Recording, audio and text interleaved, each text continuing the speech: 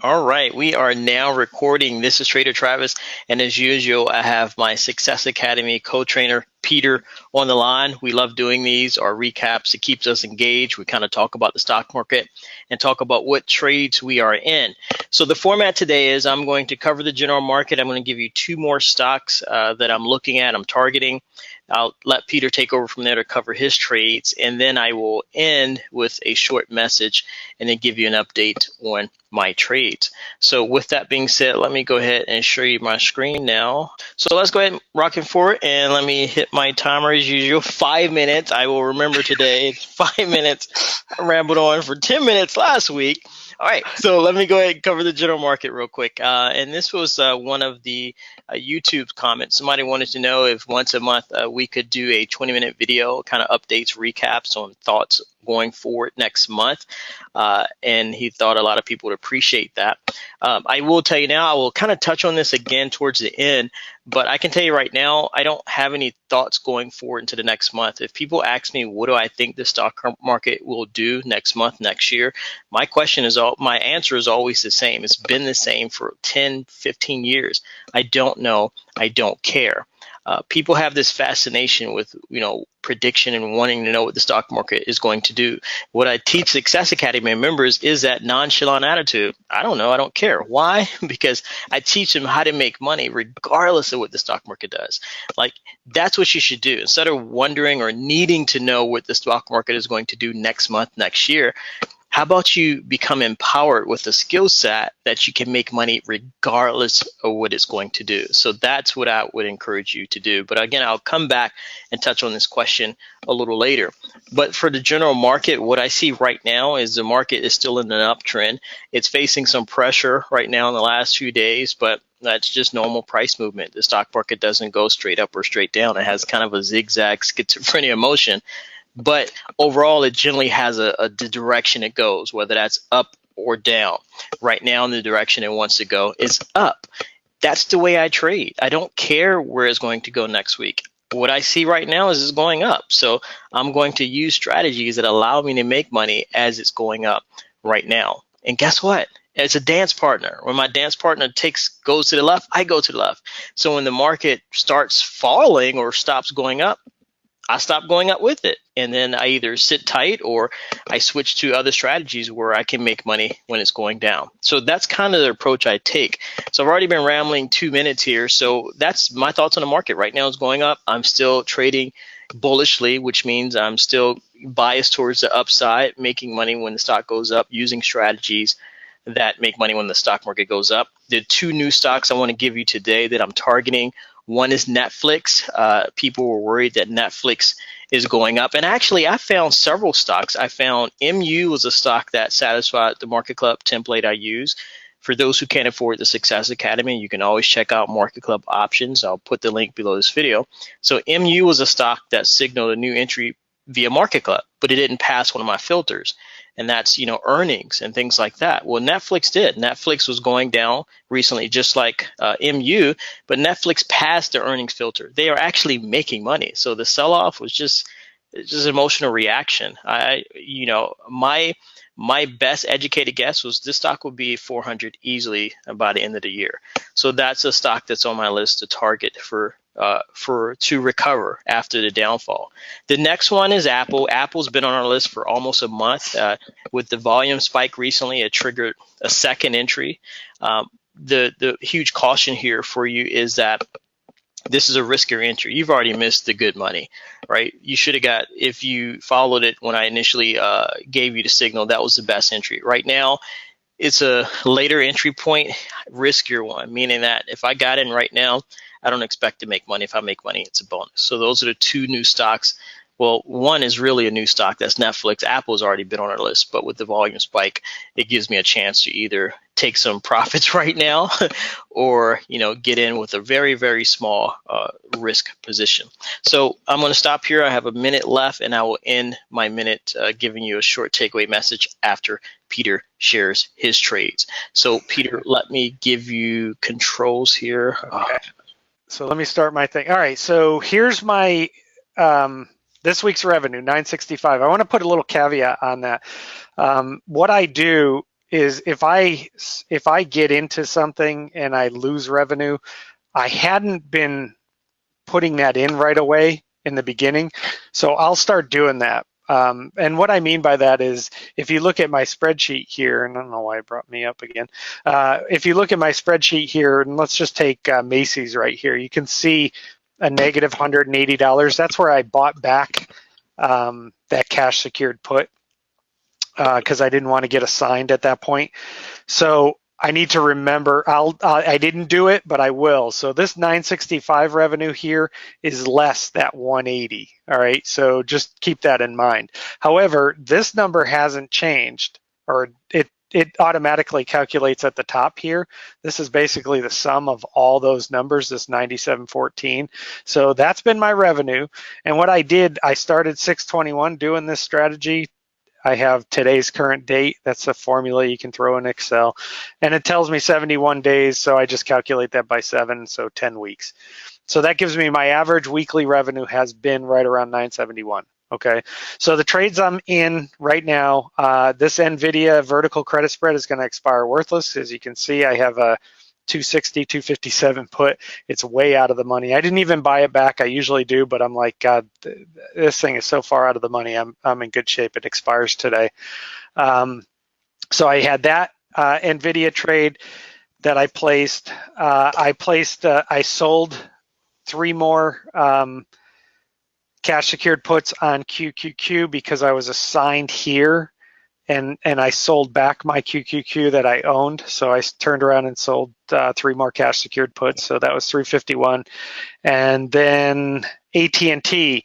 Now this one's a little riskier. I say that I'm in pretty good shape. But what I did, you can see here, I have this one expiring today. It's at 32.50 is my covered call. I own 2,200 shares of AT&T.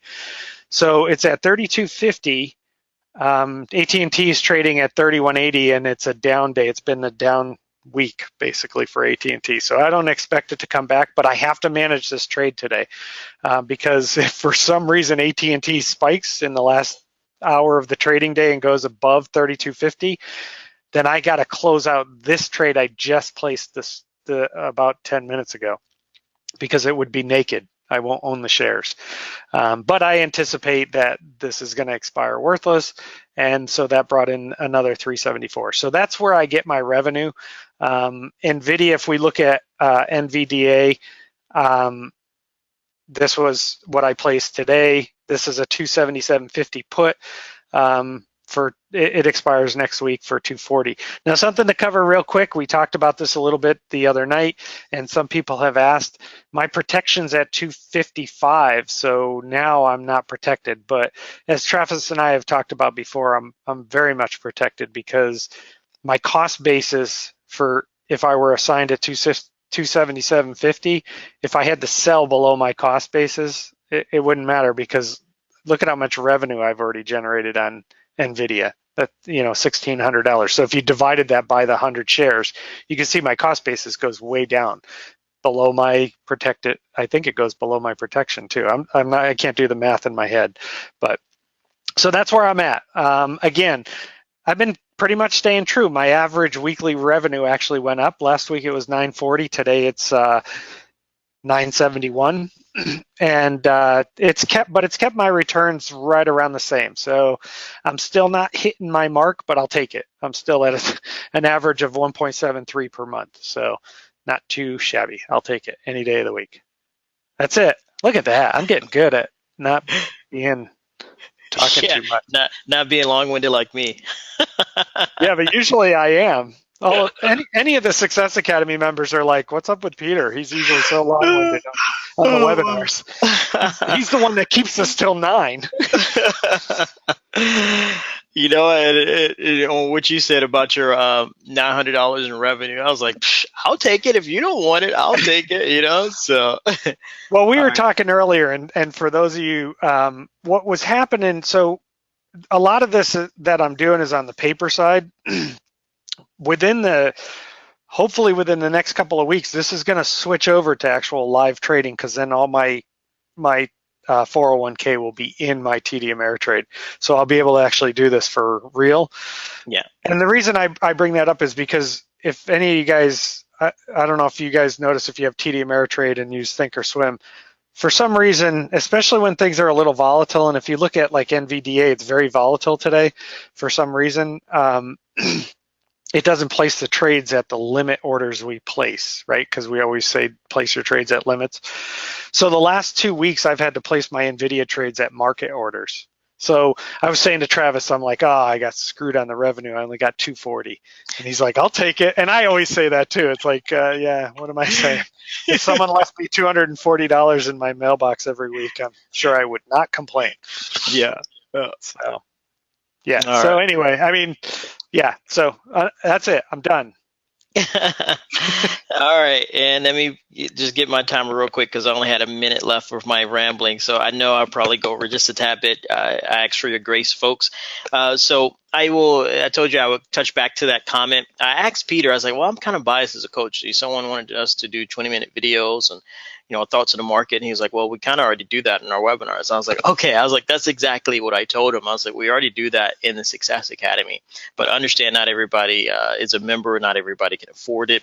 So the question I want to ask you, give you some food for thought here, because my agenda as a coach, and I have an agenda, is an agenda to help you make money, to become financially free. My agenda as a coach is to, help you be involved in the process that I know works. So the question I have for you, 2 questions. Have you ever heard someone say, I became a millionaire by watching free videos on YouTube? Whether it's trading, investing, or anything. Have you ever heard anybody say, I became a millionaire by watching free videos on YouTube?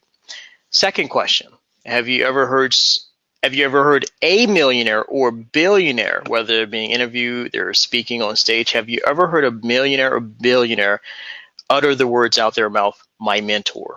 And somewhere they talk about my mentor, like Warren Buffett. He talks about his mentor, Ben Graham. And that's the key there. I don't have any data to show that watching free videos on YouTube helps you become a millionaire. If I did have data and a string of success stories, I'd tell you all day long, go do that. I support people doing that because I grew up poor. My toilet as a kid was a 5-gallon paint bucket. When you don't have money, you got to do what you got to do. I get that. I support that. But I'm always going to encourage you to step up, do what you have to do, get a second job, save money, and get involved in the process I know works. And that's the process of mentorship and what we offer in the Success Academy, because easily the students have earned close to almost $5 million as a group. So I know that process works. That's why I always encourage people to go that route. You don't have to join. You can find any kind of mentor. It doesn't have to be me. So we try not to duplicate what we already do in the Success Academy. This is something extra we do. But I want you to think about those 2 questions and always try to seek a mentor versus trying to figure things out on your own. So I am at 1:30. So what I'm going to do is I'm going to give you one last bonus here.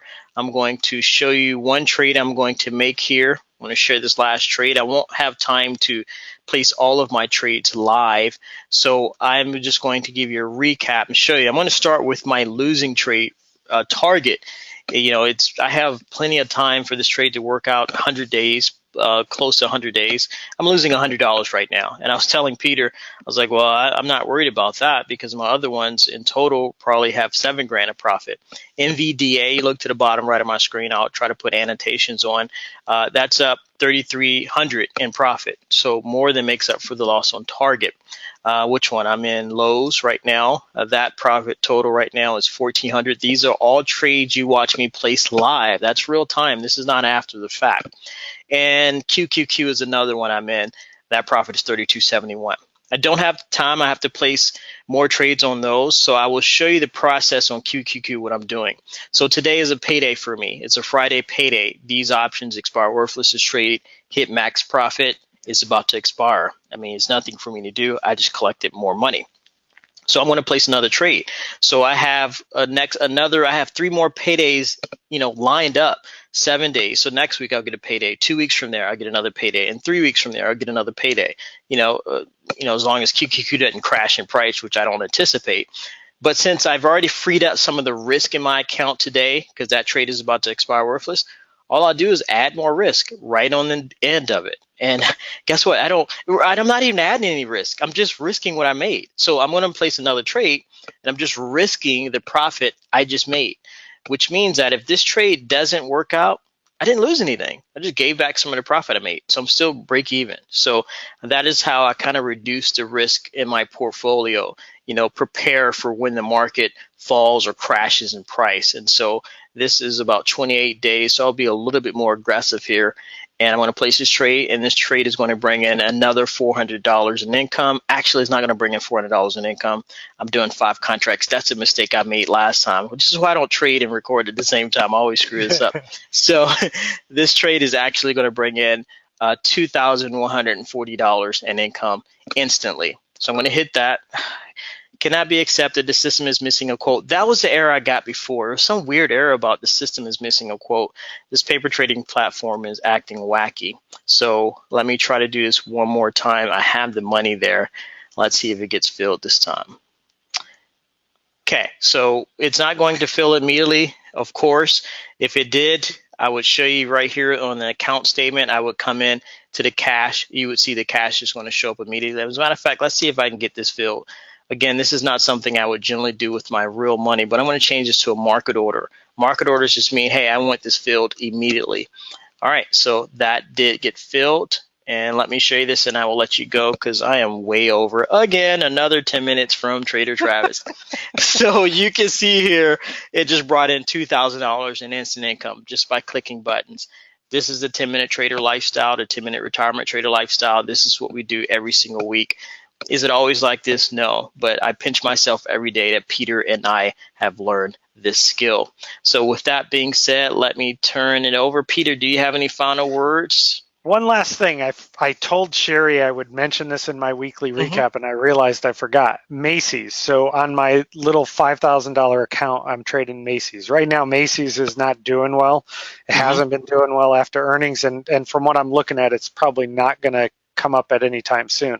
So I just wanted to share with you guys how I'm going to manage that, because I own Macy's at $39. Am I going to sell a covered call below my cost basis? Nope.